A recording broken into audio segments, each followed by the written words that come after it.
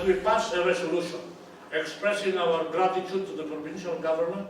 Ipasalamatan ni outgoing Department of Transportation Arthur Tugade ang Cebu Provincial Government ug si Gobernador Gwen Garcia sa suporta niini ngadto sa Mactan Cebu International Airport Authority.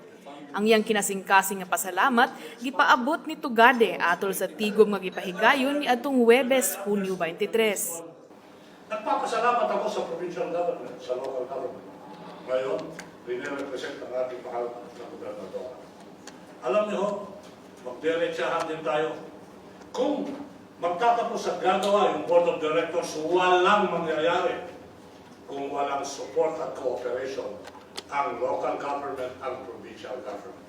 Diyan pinapakita yung maigting at importanteng partnership between the authority and government. Once you undertake a project, there must be a uniform and a unison togetherness so that makamit niya. Naalala ninyo yung unang meeting ko na kung saan naka-agenda yung bantayan at nandoon ang ating mahal na gobernadora at sinabi niya, maliit yung bantayan ng 18 meters ang width. Bakit nyo ililimit lang sa tourism or community ports? Nandiyan na rin lang, nandiyan yung lupa, hahanapan natin ng pondo, gawin natin commercial. Yung gobernadora yan. Nandiyan yung support and cooperation ng provincial government sa second runway.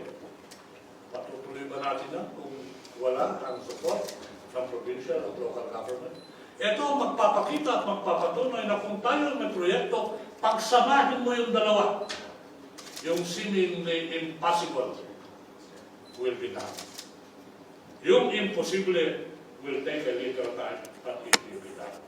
Because of the cooperation, Mismo si Secretary Tugade ang miduso og resolusyon aron ipaabot ang tim-us nga pasalamat sa Lalawigan sa Sugbo. Si Gobernador Garcia sa iyang bahin miduso usab og resolusyon pagpasalamat kang Secretary Tugade sa serbisyo niini. Entire MCIAA authority with the men and women in the MCIAA and the province of Cebu commend the indefatigable, brilliant, hardworking, and most of all, handsome.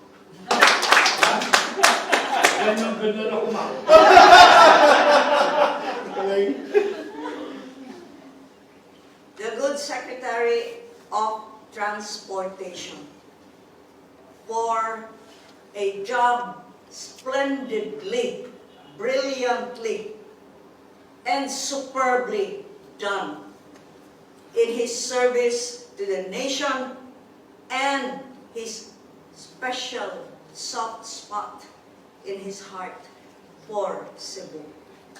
Congratulations.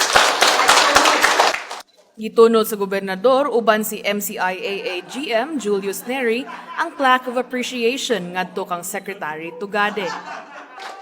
Ang nahisgotang mga opisyal mauusab ang nangulo sa unveiling sa bagong logo sa MCIAA. Ulrika Wagas, STC Intern, Balita sa Sugbo.